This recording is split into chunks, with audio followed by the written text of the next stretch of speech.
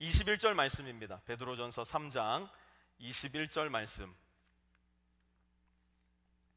오늘은 성경 여기저기를 돌아다니면서 말씀을 공부해야 되기 때문에 스크린에 성경 말씀을 띄워드리겠습니다. 그래서 여러분들 성경을 굳이 다 찾지 않으셔도 스크린에 계속 띄워드릴 테니까요, 스크린을 통해서 성경을 함께 읽으면 되고요. 평소에는 성경 꼭 가지고 오셔야 됩니다. 안 그러면 성경 읽을 수가 없으니까요, 성경 꼭 가지고 오셔서 함께 성경 읽도록 하고, 오늘은 성경 말씀 띄워드릴 테니 다 함께 스크린으로 읽도록 하겠습니다. 자리 다 일어나셔서 베드로전서 3장 21절 말씀 우리 함께 한 목소리로 합독하도록 하겠습니다. 함께 읽습니다. 시작. 그 물은 지금 여러분을 구원하는 침례를 미리 보여준 것입니다. 침례는 육체의 더러움을 씻어내는 것이 아니라 예수 그리스도의 부활을 힘입어서 선한 양심이 하나님께 응답하는 것입니다. 아멘. 자리에 앉으시고요. 어린아이들이 자주 저지르는 실수 중에 이 난방 단추를 잘못 깨는 경우가 있습니다. 저도 이거 정말 오랫동안 고생했어요. 이게 풀리지 않는 수수께끼 중에 하나였어. 왜 단추를 매면 마지막에 가면 꼭 하나가 남아요. 거울을 보면 옷이 삐뚤빼뚤하게 메어져 있고, 아마 이런 일들 여러분이 저와 같다면 경험해 보신 분들 계실 텐데요. 왜 이런 일이 일어날까요? 다른 이유 없습니다. 첫 번째 단추를 잘못 꿰었기 때문이에요. 첫 단추를 잘못 꿰면 나머지 단추들도 자연스럽게 모두 잘못 꿰어질 수밖에 없는 겁니다. 이건 우리 그리스도인의 삶도 마찬가지예요. If you button first button wrong, then all the other buttons will go wrong. 첫 번째 단추를 그리스도인의 삶에 있어 잘못 꿰었다면 아무리 내가 열심히 한다 하여도 나머지 단추들도 잘못 꿰어질 수밖에 없는 겁니다. 그렇다면 한번 생각해 보자고요. 우리 그리스도인의 삶에 있어 첫 번째 단추, 우리 모두가 꿰어야 할 첫 번째 단추는 무엇일까? 그리스도인이라면 우리 모두가 함께 꿰어야 할 첫 번째 단추는 다름이 아니라 바로 침례입니다. 우리는 이 단추 잘 꿰고 있는가? 나는 이 단추를 잘 꿰었다고 생각하는가? 혹은 나는 그리스도인이라 생각하면서도 혹시 이 단추 아직도 꿰고 있지 않는 것은 아닌가? 오늘 함께 차근차근 공부해 보면서 우리들의 상태를 확인하고 어떻게 주님께서 원하시는 그리스도인의 삶을 살아갈 것인가 함께 공부해 보려고 합니다. 마태복음 28장 19절에서 20절 말씀 첫 번째로 우리가 함께 보려고 하는데요, 같이 한번 읽어볼까요? 시작. 그러므로 너희는 가서 모든 민족을 제자로 삼아서 아버지와 아들과 성령의 이름으로 침례를 주고 내가 너희에게 명령한 모든 것을 그들에게 가르쳐 지키게 하여라. 아멘. 예수님이 승천하시기 전 마지막으로 제자들에게 하신 말씀입니다. 예수님의 어조가 여러분에게는 어떻게 들리십니까? 예수님이 우리에게 애원하고 계신가요? 예수님이 우리에게 권면하고 계신가요? 예수님이 우리에게 추천하고 계신가요? No! Jesus commanded us. 예수님은 우리에게 명령하신 겁니다. 뭐라고요? 모든 민족으로 제자를 삼고 첫 번째로 해야 될 것이 무엇이냐? 아버지와 아들과 성령의 이름으로 침례를 주라고. 다른 말로 하자면 제자가 된 사람들, 예수 그리스도를 믿어 그리스도인이 된 모든 사람들은 열애 없이 예수님께서 명하신 침례를 받아야 된다는 겁니다. If you believe in Jesus, no matter what happens, you have to be baptized. Baptism is not an option anymore for you. 그리스도인의 삶에 있어 침례를 받고 안 받고는 나의 개인적인 취향이나 감정, 선택에 달린 문제가 전혀 아니라는 거예요. 예수님은 침례를 받으라 말씀하셨고 그 말씀을 듣는 우리는 침례를 받는 것이 그리스도인으로 첫 번째 꿰어야 할 우리의 단추라는 겁니다. 그런데 오늘 이 자리에도 조금 불편하신 분들이 아마 계실 겁니다. 여러분들을 불편하게 만들어 드리겠습니다. 나는 그리스도인입니다 고백을 하지만 이 자리에도 침례나 세례를 받지 않은 분들이 있을까요? 없을까요? 있습니다. 왜 그럴까요? 왜 나는 그리스도인이라 생각을 하면서도, 나는 예수를 믿는다 하면서도 침례를 받지 않고 있는 것일까? 몇 가지 이유가 있을 텐데요. 한번 여러분들도 들으면서 나는 어디에 해당할까? 나는 침례를 받기 전에 무엇을 고민했을까? 한번 여러분들의 마음을 점검해 보셨으면 좋겠어요. 왜 나는 스스로를 그리스도인이라 하면서도 침례나 세례를 받지 않는가? 첫 번째로, 침례가 무엇인지 몰라서 침례를 안 받는 경우가 있어요. I don't get baptized because I don't know what it is.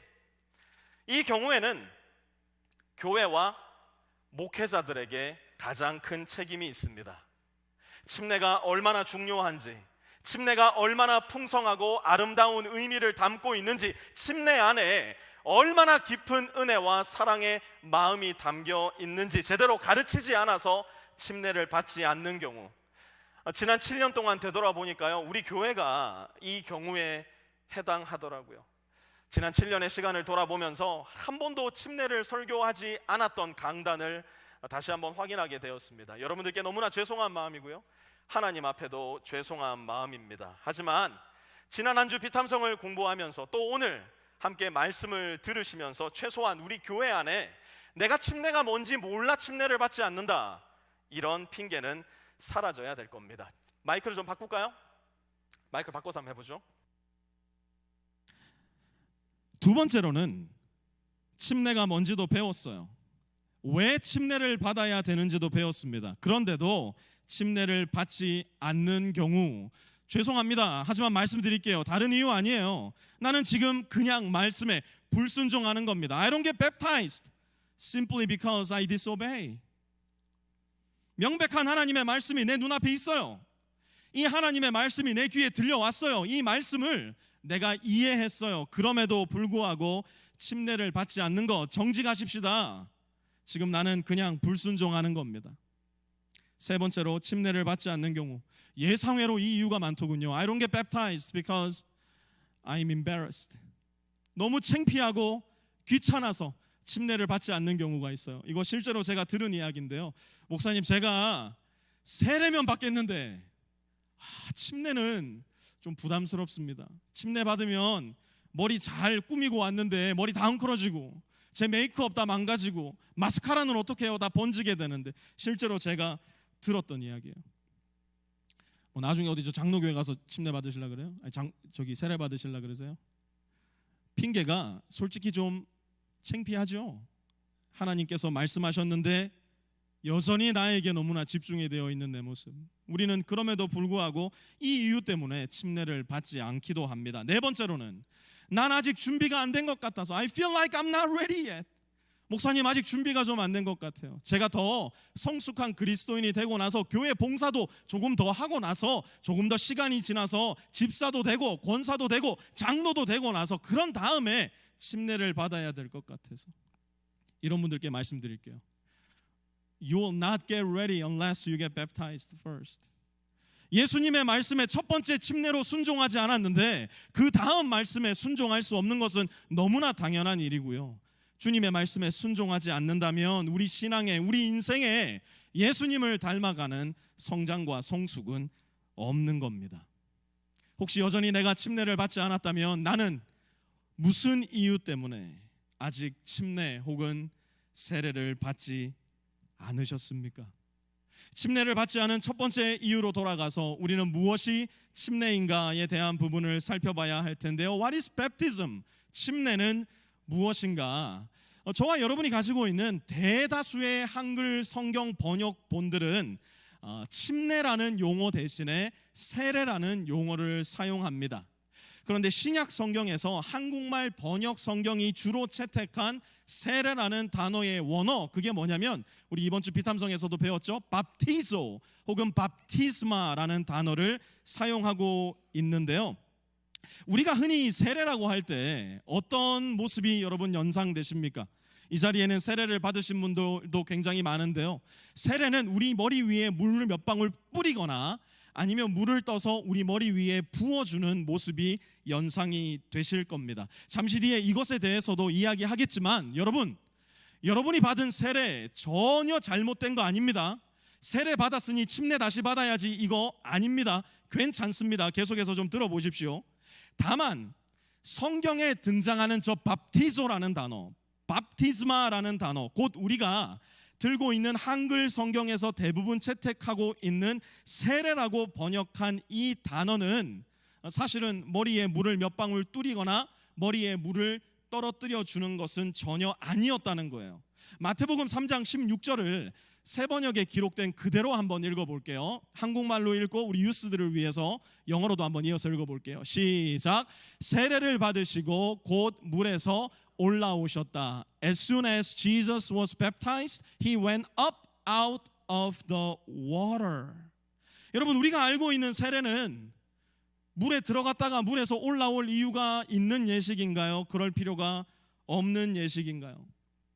세례는 물에서 올라올 필요가 없습니다. 왜요?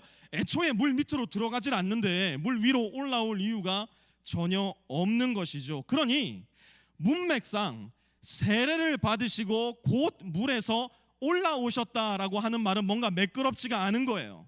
지금 저기에 어떤 한 단어가 잘못 번역돼서 쓰여진 겁니다. 마가복음 1장 5절도 한번 볼까요? 같이 한번 읽어볼게요. 시작. 그래서 온 유대 지방 사람들과 온 예루살렘 주민들이 그에게로 나아가서 자기들의 죄를 고백하며 요단강에서 그에게 세례를 받았다. The whole Judean countryside and all the people of Jerusalem went out to him, confessing their sins. They were baptized by him in the Jordan River. 어디서 세례를 받았다고요? 요단강에서. 세례를 받으려면 굳이 요단강까지 내려갈 이유가 있었을까요? 오늘 이 자리에 한국에서 군 생활을 하시고 제대하신 분들 많지는 않지만 계시는데요. 한국에서 군에 다녀오신 분들은 아마 다 경험해 보셨을 거예요. 평소에는요 초코파이 조도 안 먹거든요. 근데 훈련소 들어가니까 저도 안 믿었어요. 사실은 군대 가기 전에는 저게 뭐 그렇게 먹고 싶다고. 근데 들어갔더니 이 초코파이가 얼마나 먹고 싶은지 이루 말로 다 설명을 할 수 없더라고요. 훈련소 기간이 보통 6주입니다. 그런데 훈련소 기간 5주 차에 교회에서 뭘 하냐면 세례식을 합니다. 세례식.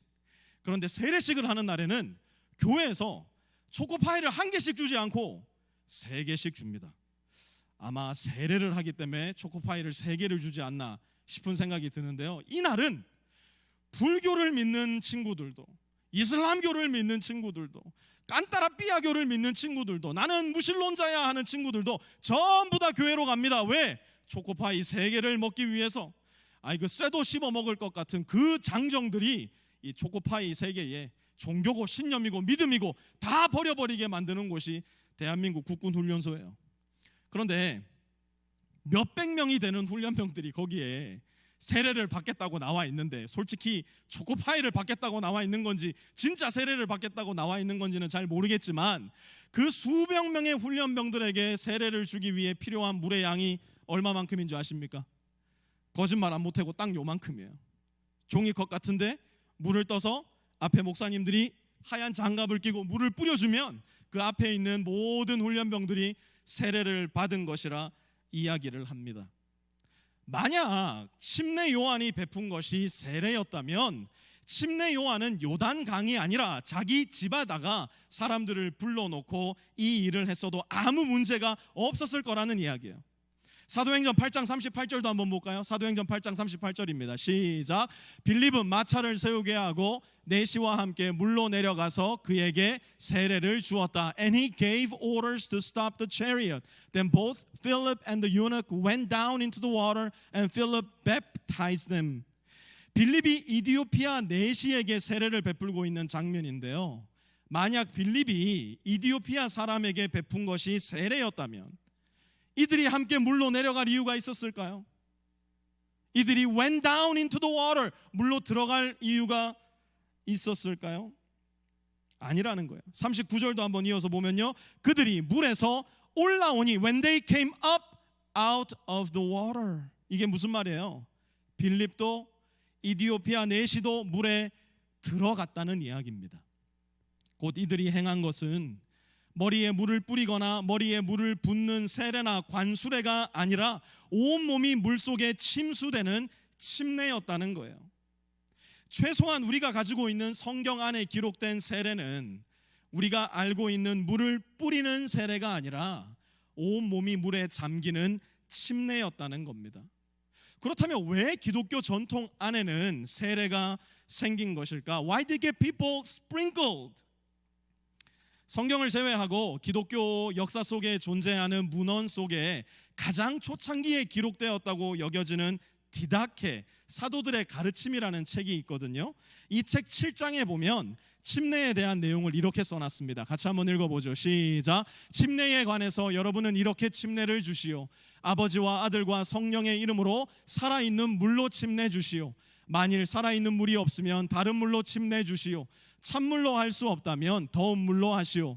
둘 다 없으면 아버지와 아들과 성령의 이름으로 머리에 물을 3번 부으시오. 성경과 사도 시대에는 머리에 물을 붓는 세례의 형식이 아직은 발견되지 않을 때였어요. 하지만 속사도, 곧 사도 이후의 시대에는 비교적 이른 시기에 머리에 물을 뿌리는 혹은 머리에 물을 붓는 세례의 형식이 등장한 것으로 보입니다. 왜 이런 일이 일어났을까? 왜 침례 대신 세례가 기독교 역사 가운데 시작이 된 것일까? 크게 2가지 이유입니다. 여기에 보면 살아있는 물이라고 나와 있는데요, 살아있는 물은 흐르는 물을 이야기하는 겁니다. 냇물이나 강물을 이야기하는 거예요.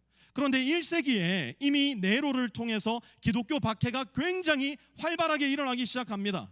그러니 냇가나 강물에 가서 모든 사람들이 보이는 곳에서 침례를 받는 것은 로마 당국에 잡혀가 목숨을 잃을 가능성이 굉장히 큰 위험한 행동이었어요. 그러다 보니 점점 더 밀폐된 공간으로, 점점 더 작은 공간으로 들어가서 격식을 간소화한 세례의 형태가 등장하기 시작한 겁니다. 2번째로 병상에서 예수님을 믿게 된 경우예요. 생각해 보세요. 오늘 내일 해요. 정말 아파가지고 발걸음을 제대로 뛰지도 못해요. 그런데 그들을 특별히 한겨울에 흐르는 물, 강물에 데리고 가서 물에 집어넣는 것이 과연 하나님이 기뻐하시는 일이었을까요? 과연 그것이 지혜로운 일이었을까요? 아니라는 겁니다. 이러한 이유로 머리에 물을 붓거나 머리에 물을 뿌려주는 세례의 형식이 기독교 역사 속에서 이른 시기에 교회 안에 등장한 겁니다. 그리고 이러한 기독교 전통을 이어받아서 여러분들도 세례를 받으신 경우가 대단히 많을 거예요.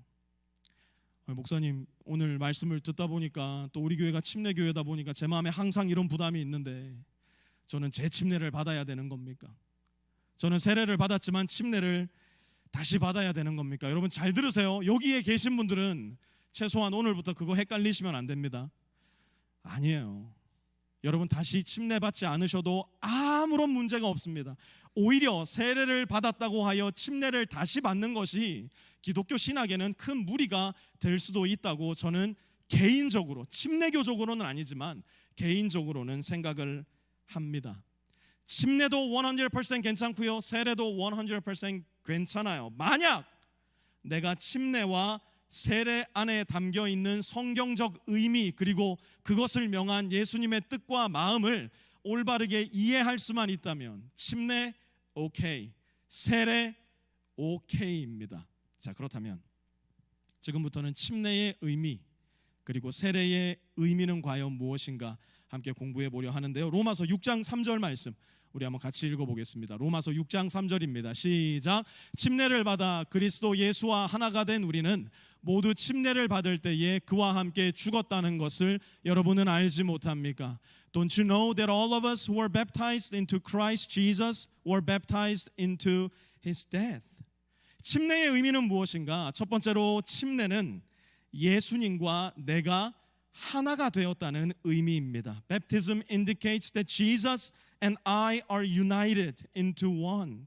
예수님과 내가 하나가 되었음을 보여주는 것이 바로 침례입니다.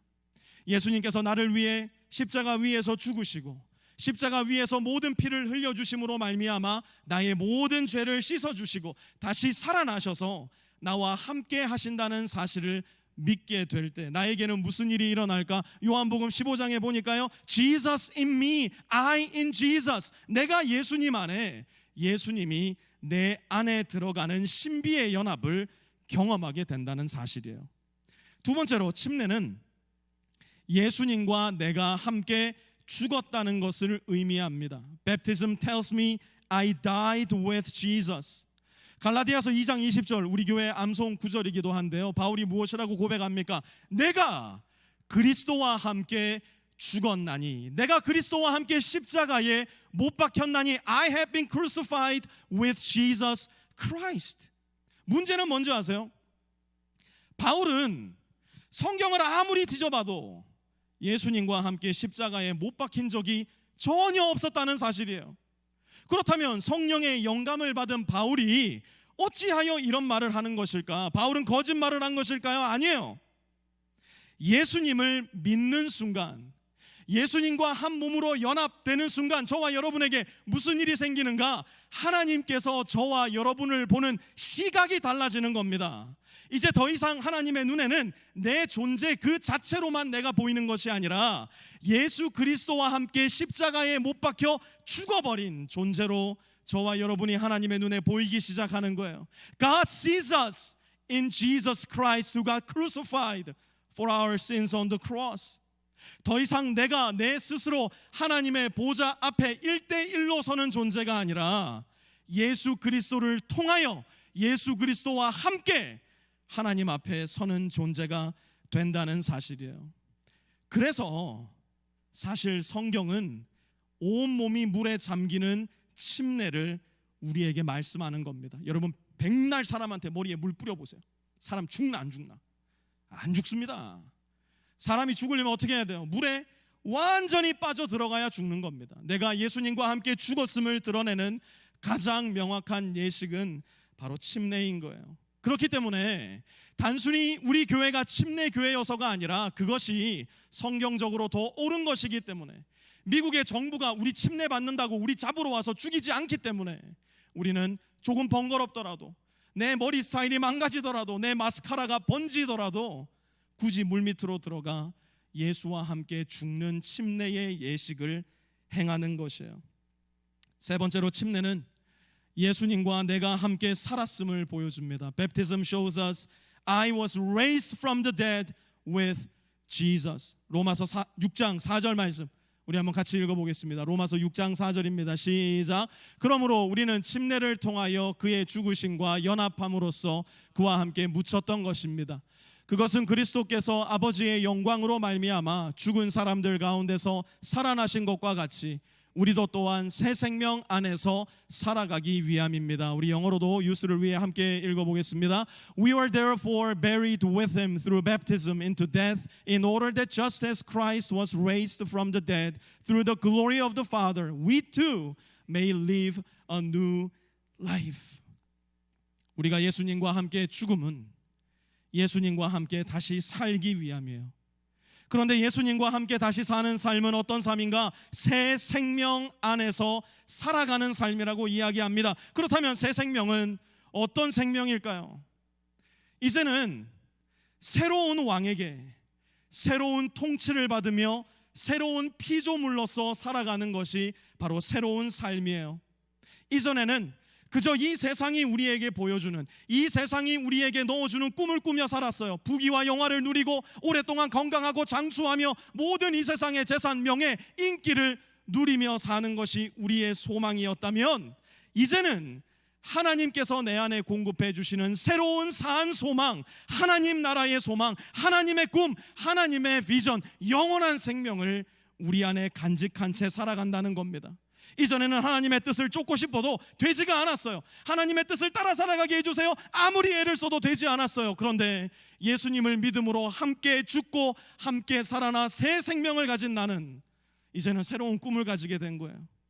이전에 내가 좋아했던, 이전에 내가 사랑했던, 이전에 내가 탐욕했던 모든 것들이 이제는 유치해 보이고, 이제는 역겨워 보이기까지 하고, 하나님께서 나에게 제시해 주시는 영원한 생명의 길, 십자가의 길, 그 좁은 길이 나의 마음 가운데 기쁨이 되며 즐거움이 되는 그 길을 선택할 수 있는 자유, 그것이 바로 새 생명 안에서 살아가는 삶이라는 겁니다.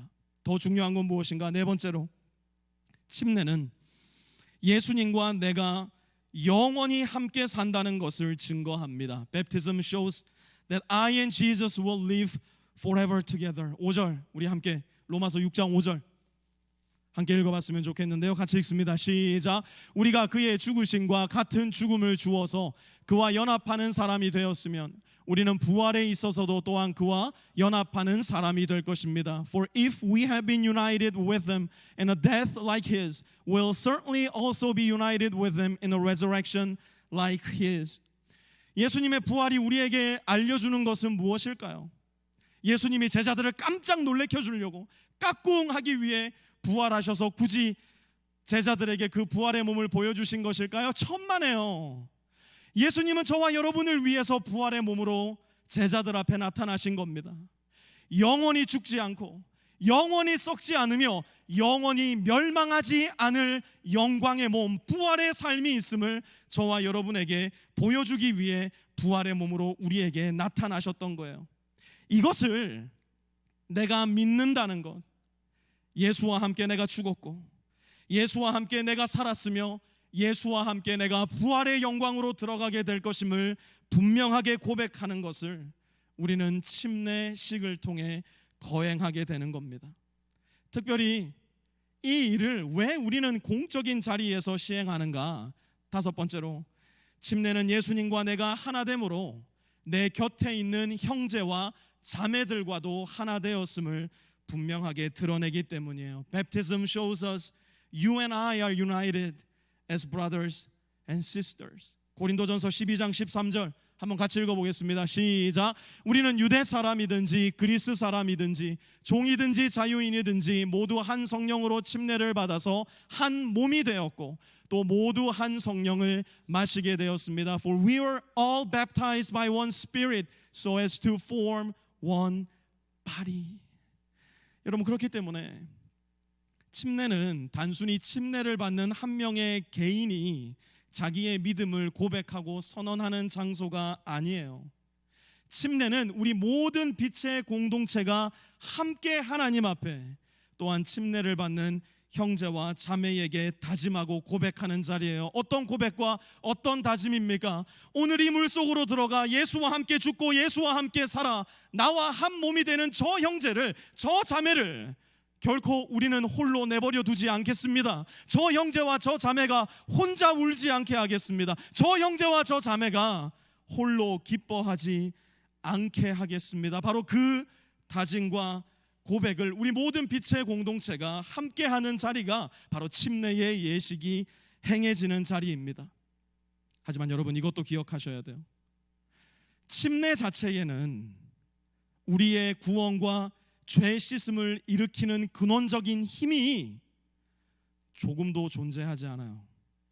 침례 자체는 저와 여러분을 구원할 수도 없고 저와 여러분에게 새 생명을 줄 수도 없는 것입니다. 침례는 저와 여러분이 이미 구원받았음을 보여주고, 침례는 저와 여러분의 죄가 이미 씻겨졌음을 보여주는 가장 분명하고 선명한 표시, 곧 사인이자 상징이 되는 겁니다. Baptism itself doesn't save you. Baptism itself doesn't wash away your sins. Baptism is the sign, and baptism symbolizes you are already saved and your sin washed away. 베드로전서 3장 21절은 이렇게 말씀합니다. 같이 한번 읽어보죠. 시작. 그 물은 지금 여러분을 구원하는 침례를 미리 보여준 것입니다.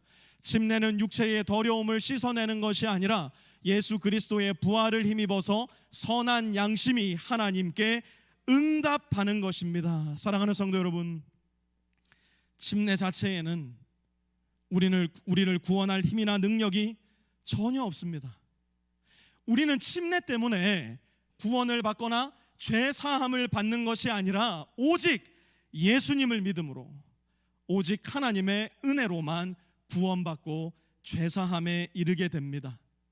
침례는 내가 믿음으로 구원받았음을, 그래서 내가 믿음으로 예수님과 함께 죽었고 믿음으로 예수님과 함께 살아났으며 믿음으로 함께 부활의 영광에 이르게 되고, 그 믿음을 가진 형제 자매들과 예수 그리스도를 머리로 모신 한 몸이 되었음을 선언하고 선포함으로 하나님께 응답하는 예식이에요. 이것이 마치 무엇과도 같은가? 우리는 이민자의 삶을 살기 때문에 신문상의 이유로 부부가 결혼 예배를 드리기 전에 혼인신고서에 사인을 하고 법적으로 먼저 부부가 되는 경우가 상당히 많습니다. 자, 그러면 내가 저 덴튼 카운티에 가서 콜린 카운티에 가서 이 혼인 서티피킷을 가지고 와서 목사님한테 사인 받았으니까 이제 법적으로 부부가 되었으니까 아예 목사님 우리는 결혼 예배 안 드릴랍니다. 우리는 결혼식 안 할랍니다. 이러면 이거 정상이에요? 안 정상이에요? 저는 지금껏 적지 않은 부부들에게 이런 형식으로 혼인신고서에 사인을 해주었지만 그들 중 단 한 커플도 목사님 저는 결혼 예배 안 드릴 겁니다. 결혼식 안 할 겁니다. 이런 부부 하나도 못 봤어요. 왜 그렇습니까? 법적으로 부부가 된 것은 사실이지만 결혼 예배를 통해서 모든 가족들 앞에서 나의 사랑하는 모든 친구들 앞에서 우리 부부의 하나됨을 선포하고 선언하는 것이 하나님의 눈에, 사랑하는 가족들의 눈에, 모든 사람들의 눈에 합당하고 아름다우며 바르고 옳은 일이기 때문이에요. 예수님을 믿는 순간 우리는 이미 그 순간에 법적으로 영적으로 예수 그리스도와 한 몸이 된 겁니다. 우리가 예수님을 믿음으로 마음에 받아들이는 그 순간 하나님의 은혜로 그 믿음이 내 마음 가운데 다다른 그 순간 우리는 이미 예수 그리스도와 한 몸이 된 예수 그리스도를 모신 순결한 신부가 된 거예요. 이게 얼마나 확실한지 에베소서 1장에 가서 보니까 성령님께서 우리한테 도장을 그냥 꽝 찍어버렸다고 이야기할 정도예요. 침례는 바로 그 영적이고 거룩하고 현실적인 주와 나 사이의 관계를 이제 모든 사람들에게 공적으로 선언하고 선포하는 결혼식과도 같아요. 예수님이 나의 신랑이십니다. 나는 이제 예수님과 한 몸이 되었습니다. 그것을 가장 공적인 자리에서 가장 정직하고 가장 진실되게 보여주는 생생하고 선명한 예식, 우리가 하나님께 응답하는 가장 첫 번째 단추, 그것이 바로 저와 여러분이 받은, 또 저와 여러분이 받을 침례라는 겁니다. 우리 예배팀 올라오시고요. 이제 오늘 사랑하는 3명의 형제 자매들에게 침례를 베풀려고 하는데요. 여러분 결혼식 많이 참여해 보셨죠? 우리가 결혼식에 참여해서 누군가의 결혼을 축하할 때 신랑 신부가 쫙 입장을 하잖아요. 그럼 우리 어떻게 해요? 신랑 신부가 탁 들어오는데 이러고 있으면 안 되는 거잖아요. 왜 오셨어요? 나의 사랑하는 친구와 가족, 결혼하는 나의 사랑하는 형제와 자매를 축하하고 가장 기뻐하기 위해 모인 거잖아요. 우리의 침례식도 사랑하는 나의 형제와 자매가 예수님과의 하나됨, 예수님을 아름다운 신랑으로 모신 그 믿음의 고백을 하는 곳이기에 우리 모두도 합당히 기뻐하고 즐거워해야 합니다. 그래서 우리의 침례탕은 여기에 있습니다. 가끔 이 뚜껑을 열면 마징가 제트가 나오나 궁금해하시는 분들이 계셨는데 여기는 침례탕이었습니다.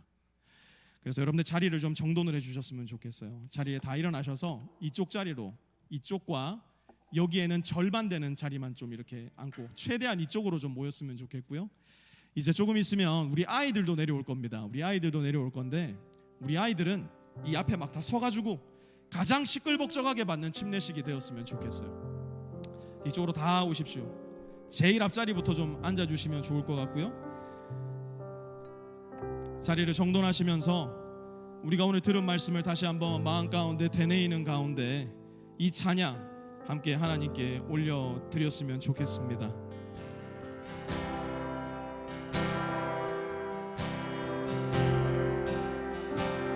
I have decided to follow Jesus.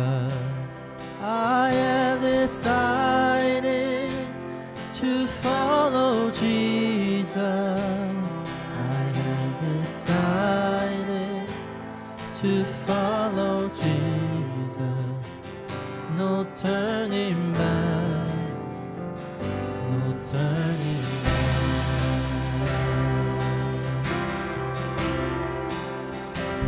Though none go with me, I still will follow. Though none go with me,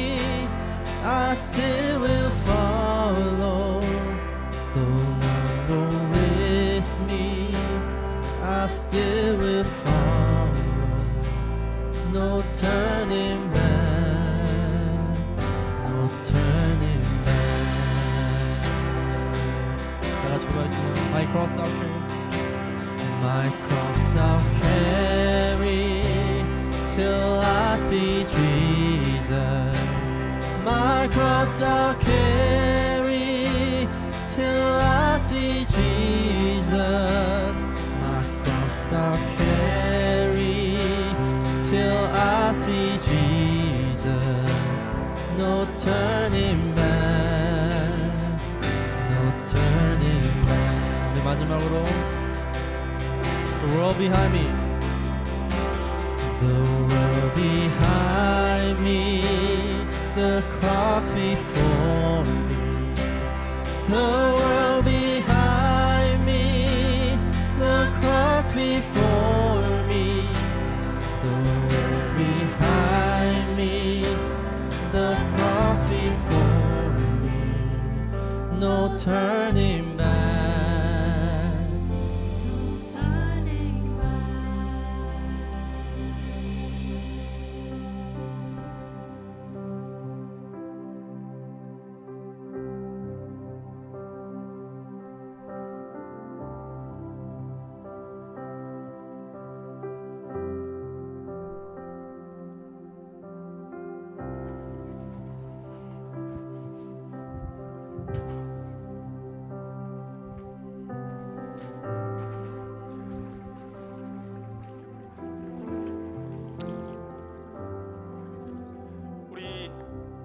아이들 아직 안 내려왔나요?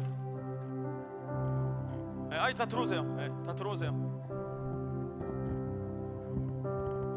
우리 친구들은 이 앞에 다 서면 돼. 이렇게 제일 가까운 데서 침례를 봐야 되니까 제일 앞에 와서 서고, 여러분들 다 자리에 일어나 주시겠습니까? 아까 전에 우리가 디다케를 같이 보면서 침례는 흐르는 물에서 받아야 된다, 그리고 더운 물이 아니라 찬물로 받아야 된다 그랬는데, 원래 침례탕 물이 따뜻하거든요. 오늘 온슈 시스템이 고장이 나가지고 엄청 차갑습니다 지금. 우리 첫 번째 침례 김현준 전도사님 먼저 받으실 텐데 들어오시고요. 우리 김현준 전도사님은 왜 이제서야 침례를 받는가? 아까 세례 받은 사람 침례 안 받아도 된다고 했는데. It's really cold, right? 현준 전도사님은 우리 침례교에서 이제 목사 안수를 받으셔야 되기 때문에 침례교 신학을 가지고 있는 사람, 침례교의 목회자가 될 사람은 침례 예식을 받으셔야 됩니다. 그래서 세례를 받으셨지만 침례를 오늘 이제 다시 받게 되는 겁니다. 제가 현준 전도사님께 몇 가지 묻겠습니다. 우리 김현준 형제는 예수 그리스도를 형제님의 개인의 구세주요 주님으로 영접하셨습니까? 네. 형제님은 형제님의 삶을 통해서 예수님의 말씀을 따르고 하나님의 뜻에 순종하는 삶을 살기로 이 침례를 받음으로 다시 한번 서약하고 확증하시겠습니까? 아멘. 이제 현준 전도사님의 형제가 자매가 된 여러분들은 이 결단문을 함께 읽음으로 현준 전도사님의 침례에 함께 동참했으면 좋겠는데요. 우리 현준 전도사님의 귀에 크게 들릴 수 있도록 이 서약문을 함께 읽음으로 그만 떨어 네. 함께 이 서약문의 읽음으로 현준 전도사님의 침례에 동참하도록 하겠습니다. 함께 읽겠습니다. 시작. 이 시간 형제님께 침례를 베풉니다. 형제님은 이제 우리 중 하나가 됩니다. 형제님을 우리 교회 안으로 받아들입니다. 주님은 형제님을 사랑하시고 형제님을 향한 위대한 계획을 갖고 계십니다. 우리는 수시로 그 이야기를 형제님에게 전해주고 수시로 형제님이 누구인지 알려주며 언제나 형제님과 함께할 것입니다. 그리스도 안에서 우리는 당신을 우리의 형제로 받기로 서약합니다. 춥죠?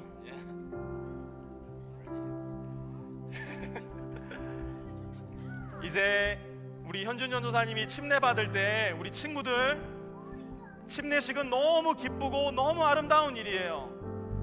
그렇기 때문에 우리는 온 마음을 다해서 축하해 줘야 돼요. 전도사님이 물 밑에 들어가고 물 위로 올라올 때 이것은 전도사님이 예수님과 함께 죽고 예수님과 함께 살아남을 보여주는 것이에요. 그러니 여러분들 박수 세게 쳐야 돼요? 박수 안 세게 쳐도 돼요?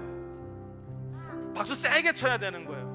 환호성을 울려주시고 박수를 쳐주시고 기쁨으로 이 침례에 동참해 주시기 바랍니다. 이제 형제님이 믿음의 고백을 했으므로, 우리 교회가 믿음의 서약을 했으므로, 이제 내가 성부 하나님과 성자 예수님과 성령님의 이름으로 사랑하는 형제 김현준에게 침례를 베푸노라. 현준 형제는 예수님과 함께 죽었고 예수님과 함께 죽음에서 일어났습니다. 할렐루야.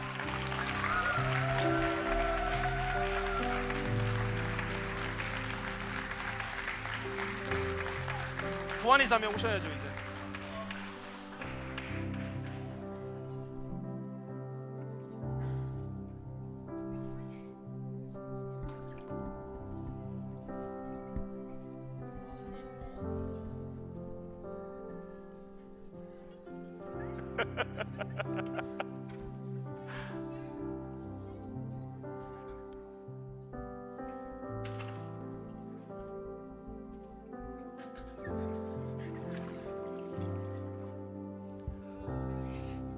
우리 구한이 자매님은 예수님을 자매님의 구세주요 주님으로 영접하셨습니까?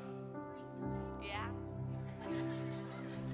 Do you want to live rest of your life following His way and word of God? Yeah. 이제 구한이 자매가 믿음의 고백을 하였기에 이제 구한이 자매를 위한 서약을 함께 읽도록 하겠습니다. 함께 우리 구한이 자매에게 잘 들릴 수 있도록 큰 목소리로 함께 읽겠습니다. 구한이 자매, 우리는 이 시간 자매님께 침례를 베풉니다. 자매님은 이제 우리 중 하나가 됩니다. 우리 교회 안으로 받아들입니다. 주님은 자매님을 사랑하시고 자매님을 향한 위대한 계획을 갖고 계십니다. 우리는 수시로 그 이야기를 자매님에게 전해주고 수시로 자매님이 누구인지 알려주며 언제나 자매님과 함께 할 것입니다. 그리스도 안에서 우리는 모두 당신을 우리의 자매로 받기로 서약합니다. 이제 자매님이 믿음을 고백하고 우리 교회가 믿음의 고백을 함께 했으므로 이제 성부 하나님과 성자 예수님과 성령님의 이름으로 그대에게 침례를 베풉니다. 구한이는 주님과 함께 장사되었고 주님과 함께 살아났습니다. 할렐루야.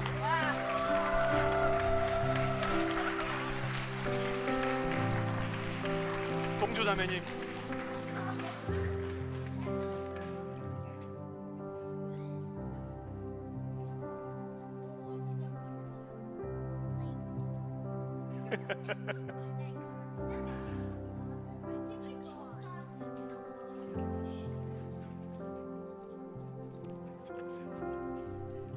우리 동주 자매님은 예수님을 동주 자매님의 구세주요 주님으로 영접하셨습니까? 우리 동주 자매님은 남아있는 모든 생을 예수님의 말씀을 따라서 예수님과 함께 동행하실 것을 서약하십니까? 우리 동주 자매님이 믿음의 서약을 하셨기에 이제 우리 공동체의 서약으로 동주 자매님과 하나님께 다짐하는 시간 갖기 원합니다. 이동주 자매, 우리는 이 시간 자매님께 침례를 베풉니다. 자매님은 이제 우리 중 하나가 됩니다. 자매님을 우리 교회 안으로 받아들입니다. 주님은 자매님을 사랑하시고 자매님을 향한 위대한 계획을 갖고 계십니다. 우리는 수시로 그 이야기를 자매님에게 전해주고 수시로 자매님이 누구인지 알려주며 언제나 자매님과 함께 할 것입니다. 그리스도 안에서 우리는 모두 당신을 우리의 자매로 받기로 서약합니다. 이제 동주 자매님이 믿음의 고백을 하였고 우리 교회 공동체가 헌신의 서약을 하였기에 이제 이 동주 자매를 성부 하나님과 성자 예수님과 성령님의 이름으로 침례를 베풉니다. 이 동주 자매는 예수님과 함께 죽었고 예수님과 함께 새 생명을 얻었습니다. 할렐루야. 우리 그대로 자리에 선 채로 하나님 앞에 계속하여 찬양하도록 하겠습니다.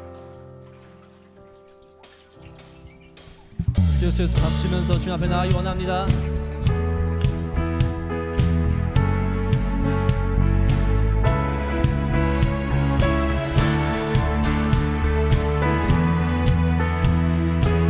고백할게요. 주님 뜻대로,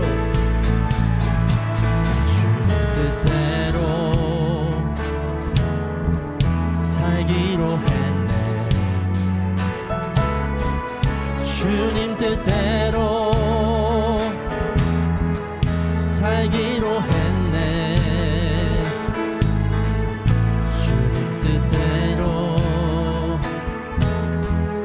살기로 했네. 뒤돌아서지 않겠네. 이 세상 사람, 이 세상 사람,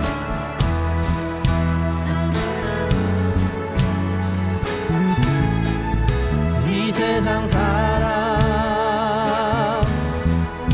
날 몰라줘도 이 세상 사람, 난 몰라줘도 뒤돌아서지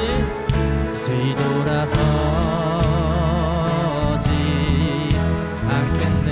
나같이 함께 뒤돌아서지 않겠네. 뒤돌아서지 않겠네. 우리 이제 오늘이요. 어떠한 시련이 와도 수많은 유혹 속에도 진실하신 주님 약속만 붙들리라.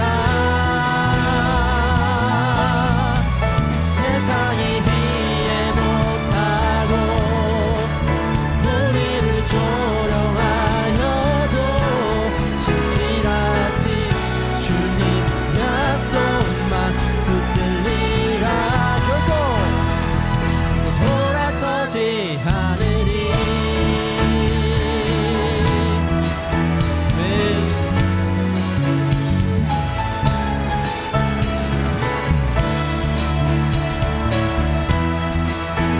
우리 삼자 함께 고백할게요. 세상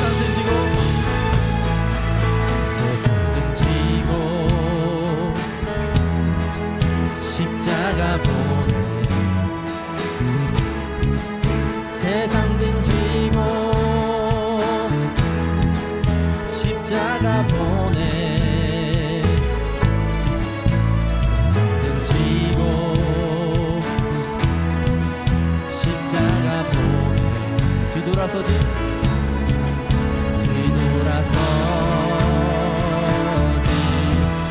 않겠네. 뒤돌아서지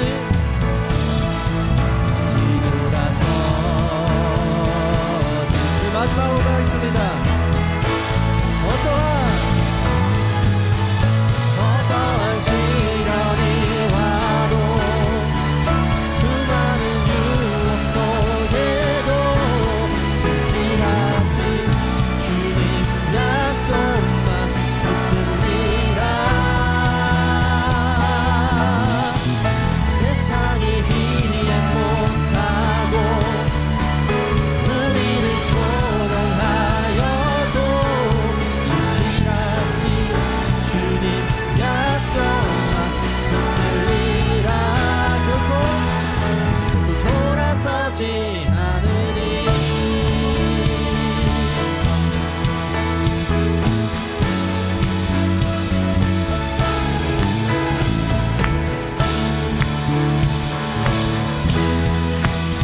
영광의 박수 올려드리겠습니다. 할렐루야.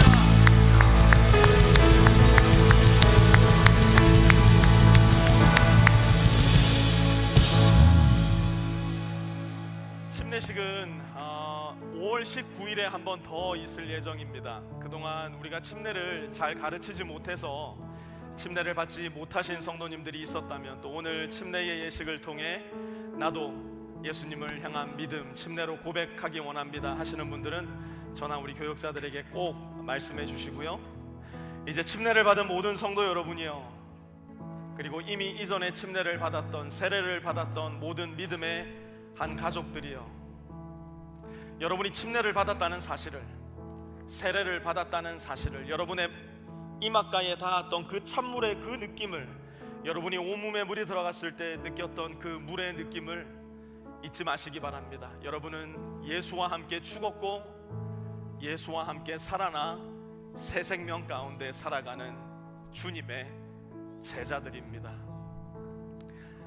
이제는 우리 주 예수 그리스도의 은혜와 하나님 아버지의 무한하신 사랑하심과 성령의 내주 교통하심이 오늘 이 자리에 머리 숙여 하나님께 예배드리며 특별히 침례를 통하여 나의 믿음을 고백한 주님의 자녀들에게, 또한 이미 오래전에 침례와 세례를 통하여 주님과 함께 내가 죽었고 주님과 함께 살았음을 확증한 많은 이들에게 또한 이제 앞으로 그 믿음을 두렵고 떨리는 마음으로 하지만 믿음과 확신을 가지고 사랑하는 성도들과 모든 사람들 앞에 고백하기로 다짐하는 우리 모든 빛의 성도들 머리 위에와 그들의 가정 위에, 기업 위에, 직장 위에, 학업 위에, 모든 관계들 위에도 이제로부터 영원토록 함께 하옵시기를 간절히 축원하옵나이다. 아멘.